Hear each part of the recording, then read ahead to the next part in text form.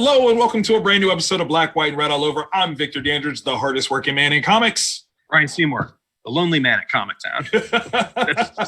You look right trapped, now. bro. You look trapped. You looked all alone, but that's all right. You got some good books to keep you company.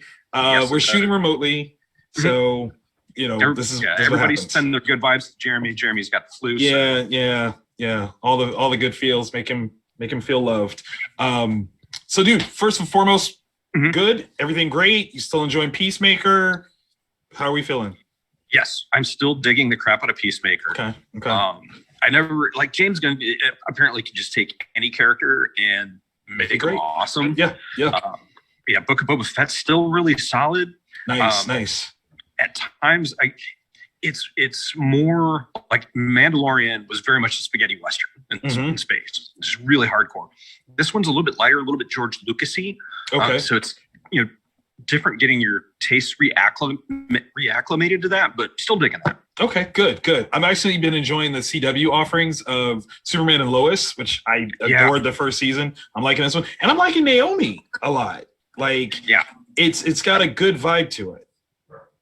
So then really DC's got Naomi season 2 coming out here mid-February, I think it starts. Excellent.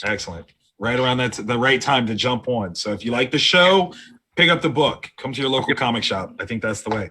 Okay, so we read some pretty good books this week, and obviously there are some that you should read. So we're going to talk about those first. These are your should read offerings. We've got 2 that are the same, 1 that's different. So where do you want to start? Well, Action Comics was trending on Twitter earlier today. So why don't you lead off with that?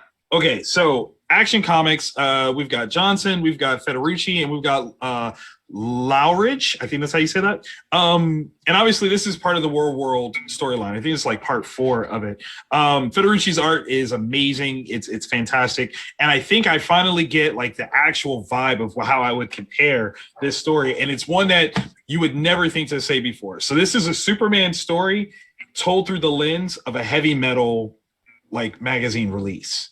Right? Go on. Right? So you're just like, wait, Superman and heavy metal? Please. The idea of Superman bringing his own noble intentions to the denizens of War World and trying to live per their needs, right? Like, you got to have the irons and all that fun stuff.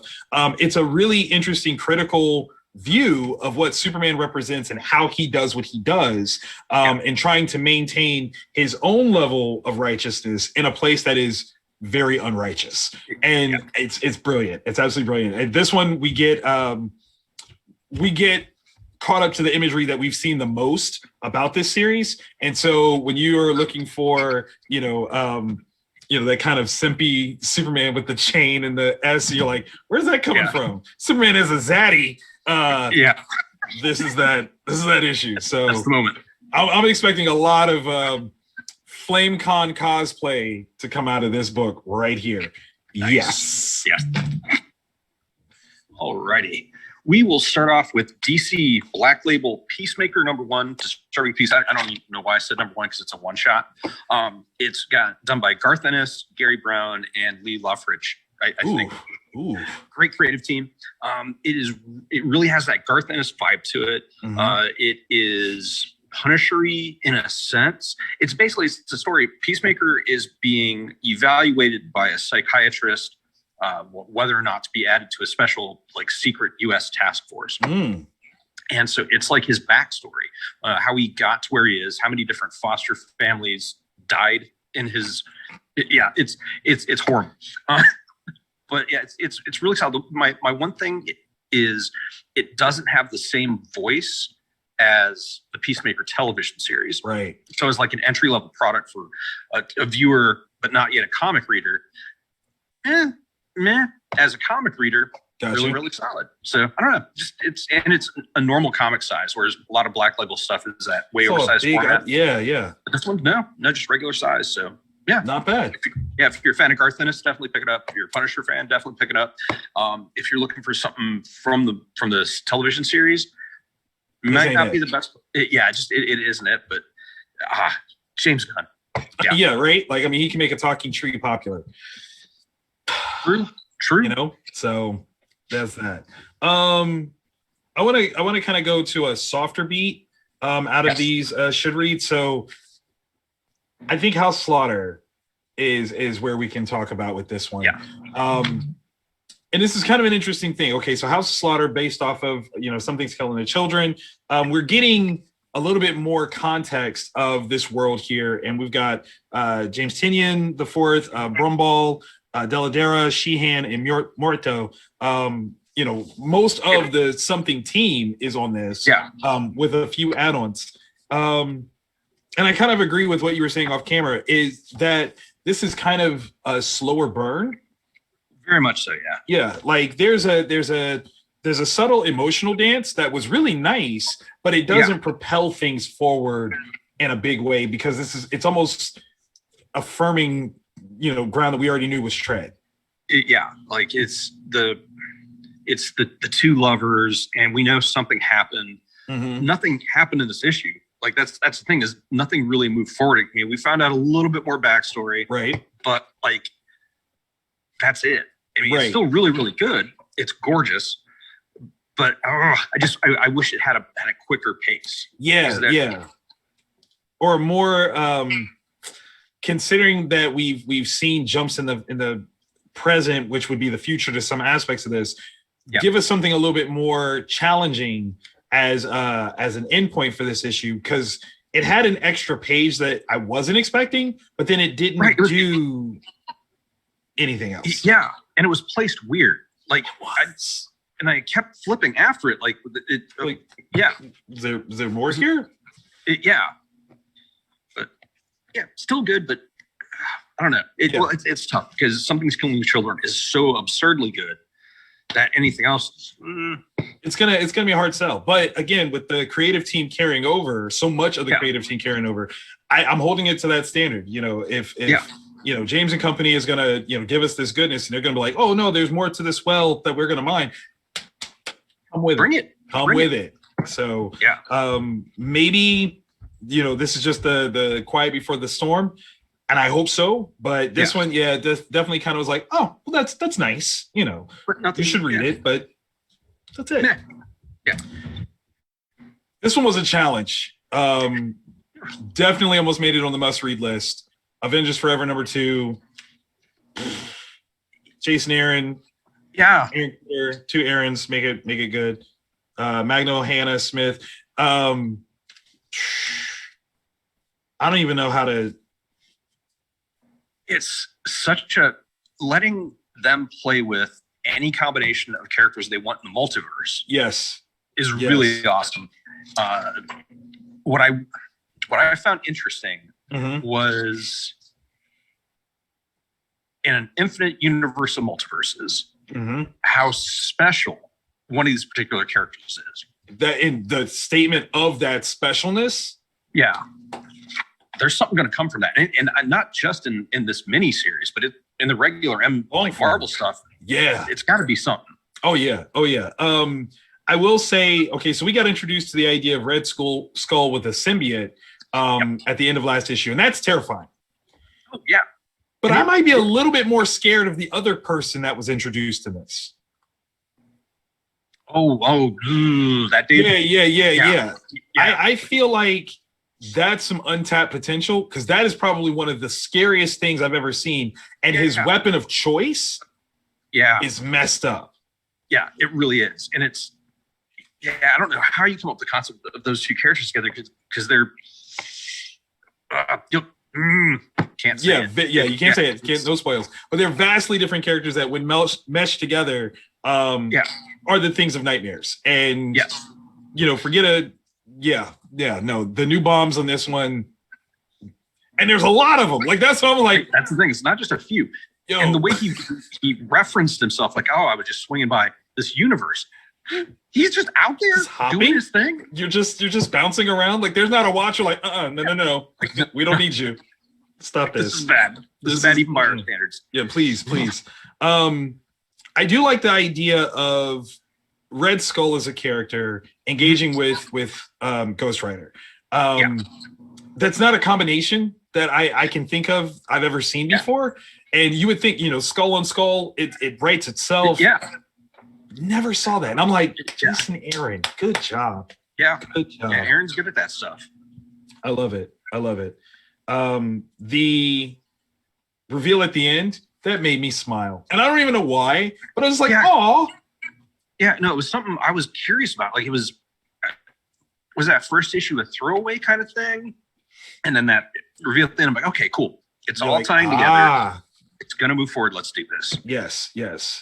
Yeah, but this was a fun sort of piece, especially for myself. I'm not necessarily a Ghost Rider fan overall, and certainly not of Robbie's. Not that he's a bad character. I just didn't connect. But I was really liking this. Like, this exploration into him and what he does or how he does things. Yeah. Pretty amazing. And I like the setup of this. So think about being trapped in a dungeon with Deathlock. No, thank you. And he's like your therapist. Like, it just no. I don't see that going well, man. I just don't. Not at all. Not at all. Okay, so those were some that you should read. Let's move on to some that you must read. Without question. We have all three the same. Where do you want to start?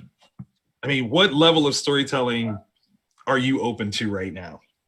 Well, I think we've already waited long enough. So should we discuss Saga 55? Let's do it. Oh, it is returned. It is back. As stated on Twitter, I said that the Eisners are already in conversation of creating a whole new category for this to win Best Comeback Series. That's a joke, by the way. I don't know that, but it's possible. How long has it been? Years. Like literally. Probably 3-ish, maybe. Oh my God. I'm trying to think when the last issue came out. Like, had we moved into the new shop? Like, I don't know. I really don't know. And that's crazy. But with such a long hiatus, this picks up as though not a beat was missed. Yeah. I don't even know if there's really like a time jump in relative terms. You know what I mean? Like, everybody's still kind of where I kind of remember them being on the run, doing these things. This book is magic in that way. Without having read it, you pick up and you're right there. Yeah. And the Fiona's art and Brian's writing, it's perfect. Like, there's not a single moment or dialogue, art, panel, anything that feels wasted or out of place. Right. It's the way the narration is done without being in text boxes, but just kind of, just stupid. There's a reason this book has won so many Eisners. Like, it's just ridiculous. It's a masterclass of greatness. I absolutely love it. Again, a reminder: this is not for children. Okay. Yes. Not for kiddos. Every issue has something lewd and explicit in it, and I was really worried, like, oh, we're not gonna get that, and then we got that. Oh God, did we get that? The Aardvark Simple Grante. But still an amazing book. Like, Saga has changed the comic industry, I think, for the better, and it continues to do so in its glorious return. Issue 55, must read. You have to get this book because this is one of those series that will be forever in infamy. Saga is just amazing. It's awesome. And Image has done a really, really good job of doing additional print rounds of trade paperbacks, Omnibuy. So hit up your local shop. They should have some, and if they don't, they should be able to get them in. Love it.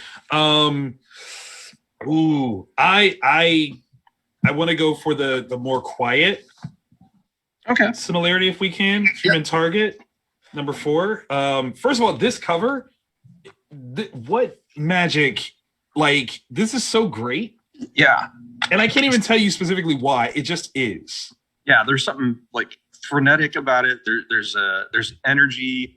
There's a level of comedy, because we're talking about Blue Beetle and Booster Gold as part of the story. Yes. And they're lighthearted, and it captures it, like, really, really captures that vibe.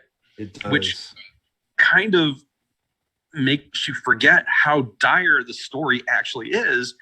With Human Target dying. Like, he was poisoned pretending to be Luthor, because Lex Luthor knew there's an assassin. Right. So now he's trying to figure out who his murderer is, because he can't stop him from it's so good. It's so good though. Okay, so where we are now, they're trying to figure out who had the means to do this thing. And like you said, okay, when you're talking DC characters that don't get their credit for being as powerful and or, you know, perceivably dangerous as they should be, it's Booster and Beetle. Like, they're laughing stocks. But like, you look at it, you've got Booster, who has all his abilities and skills and technology, and then you've got Ted Kord, who's he's rich. He's like Bruce Wayne rich. He has that technology. He has the connections. Dude could do some stuff on those two, right? Dude could do some stuff. What I adored about this is the showcase of the old school Justice League dynamic, because this is my Justice League. Like when I first got into comics, you know, Booster, Beetle, Ice, Guy Gardner, like that was Justice League. And to see them, you know, do their thing is so perfect. Yeah. But what I gotta give some mad love. Tom is absolutely right in his analysis of Ice. Yeah. Ice was always this quiet little wallflower of a superheroine. No, she's actually kind of like with Sue Storm. We're like, why doesn't she can create force fields and blow people's heads up? She could do that. Can do that kind of stuff too. Like she's freeze her ass. Choosing not to. She's literally choosing not to. Yeah. Respect her name, okay? Put some respect on it. That's what it is. But this was a beautiful sort of flex for both Beetle and Ice, and I thought that was so cool. Again, this doesn't necessarily move the mystery forward per se. I didn't care. Like that's the thing is exactly. It's like I don't know anything more than I did before, but I don't care. It was I enjoyed this ride. Good, yeah. Just because it's Ted is taking Ice and the Human Target along, basically on a ride along, because he's being interviewed by Human Target, just trying to, because you know, potentially you a part of this, someone that you like, and it's just him watching and like the interaction between him, the difference in his interaction with him and Ted Kord and him and Ice are two different. Like, it's just it's Tom King doing Tom King stuff. So good. And I got to give a shout out to Greg Smallwood. There's a sequence here, and it's fairly early on, actually, like literally early on. Yeah. And this was such a quiet thing. The playing around with light and shadow is such a cool sort of dynamic. There's such movement in that. And I just got to give a shout out to it, because that is something that if you are a colorist, you should be taking stock of who is doing things well, and not just coloring a picture well, but telling story through color. Please, please, please, please, please. I can't hammer that enough. Pay attention to those people that do that well. Greg Smallwood, as the illustrator, you know, who's handling everything, does that well. Pay attention, because he just added so much. There was movement, time, so much goodness with just that little bit. It was great. So yes. Last but certainly not least, Thor. Issue 21, Donny Cates, Nick Klein, Matt Wilson.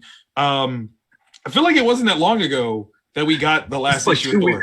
Okay, I was like bugging, but okay. No, it was real fast.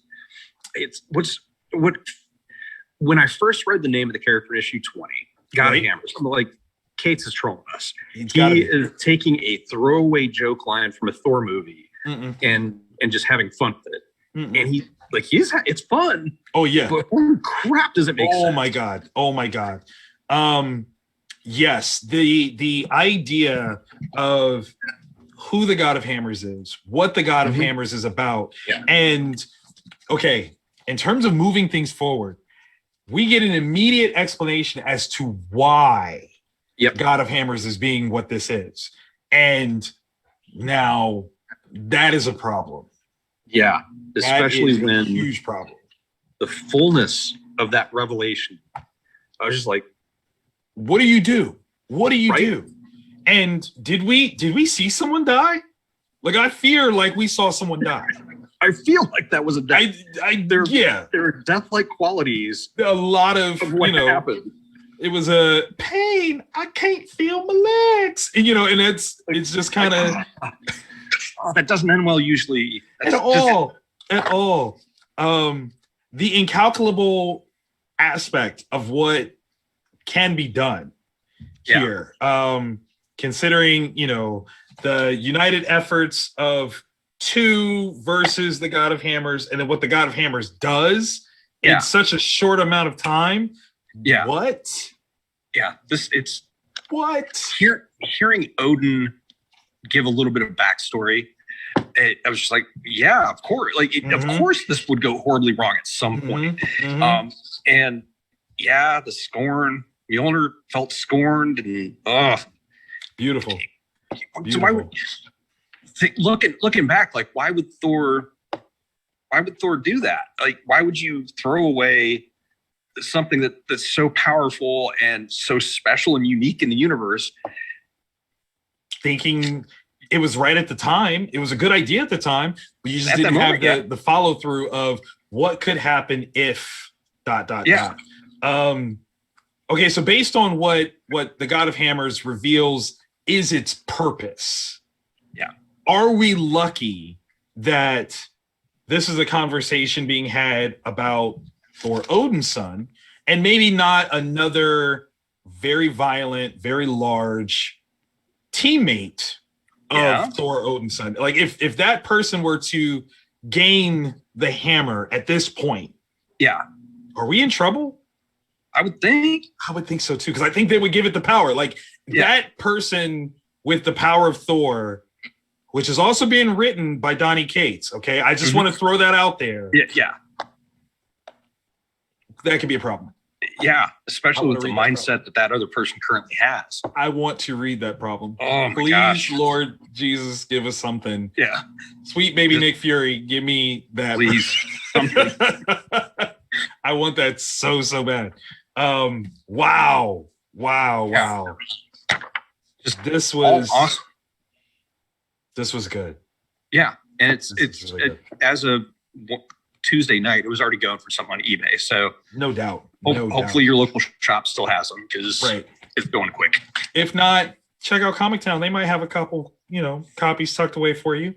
They're very wise in that. Hopefully. I promise nothing.